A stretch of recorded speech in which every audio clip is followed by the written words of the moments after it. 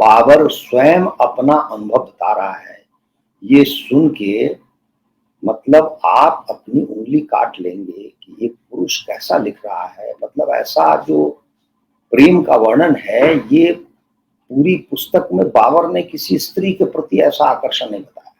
देखिए, और दुर्भाग्य से या संयोग से जैसा भी हो, जिससे इसका प्रेम हुआ उसका नाम बाबुरी था। बाबुरी, ये बाबर, वो बाबुरी। अब पता नहीं इसने स्वयं उसको नाम रख दिया प्रेमातिरेक में, या उसका नाम ही बाबुरी था, ये नहीं पता, लेकिन लिखा है उसने कि बाबुरी। अब सुनिए इसको। शिविर के बाजार में बाबुरी नाम का एक नौजवान रहता था। अचानक उसके प्रति मेरा आकर्षण हुआ और वह धीरे धीरे बढ़ने लगा। इसके पहले मैंने इस प्रकार के किसी के साथ प्रेम नहीं किया था।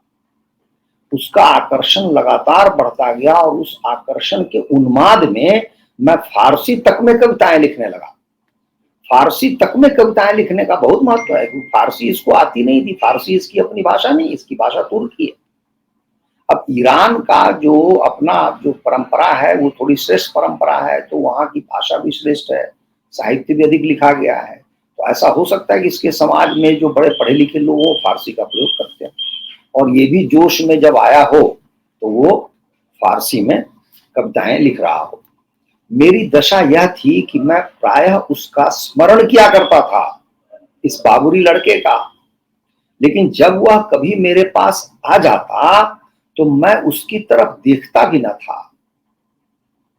मिलो न तुम तो आंख चुराए, मिलो तो क्या हो जाए, न जाने क्या हुआ। हमारे गाने में आता है ऐसा, ऐसा भाव हो गया। मैं ऐसा क्यों करता था यह मैं स्वयं नहीं समझता था।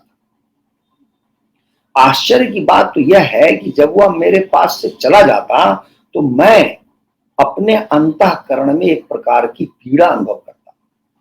उसके चले जाने पर मैं जिस अभाव को अनुभव करता उससे मैं ही जानता। उसके आने पर मुझे बड़ी प्रसन्नता होती, लेकिन उस प्रसन्नता को मैं प्रकट न कर सकता। उसके सम्मान में मैं कुछ कहना चाहता, लेकिन बोलना और बात करना तो दूर, मैं उसकी तरफ देखता भी नहीं। एक दिन की घटना है, मैं अपने कई मित्रों के साथ एक रास्ते में जा रहा था। अचानक उसके साथ मेरा सामना हो गया, आमने सामने आ गए दोनों। मैं बुरी तरह से झेप गया, मतलब शर्मा गया। मेरे हृदय की गति तीव्र हो गई। मैंने उसकी तरफ देखा भी नहीं, कुछ कह भी न सका। उस समय मेरी क्या दशा हो जाती है इसे बता नहीं सकता। उसके प्रेम में मैंने शायरों की न जाने कितने शेर याद कर लिए, और जब एकांत में मैं उन शेरों को गाया करता तो मुझे एक अजीब से सुख का अनुभव।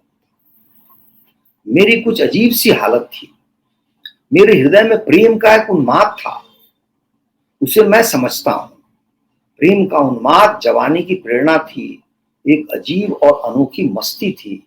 मैं गलियों, रास्तों, बस्ती और जंगलों में फिरा करता था। पागल हो गया, दीवाना हो गया। नंगे सिर और नंगे पैर घूमा करता था। कुछ पागलों की सी हालत थी मेरी। मुझे न तो खाने की चिंता होती न सोने की। मुझे ऐसा मालूम होता जैसे मेरे कोई दूसरा नहीं है, और उस उन्माद में जिसे अपना समझता और जिसे देखने की मेरी कुछ ऐसी हालत हो जाती जैसे एक बुझा हुआ दीपक जल उठे और प्रकाश देने। तो ये आपने देख लिया कि ये क्या व्यक्ति है, कैसा गया गुजरा चरित्र।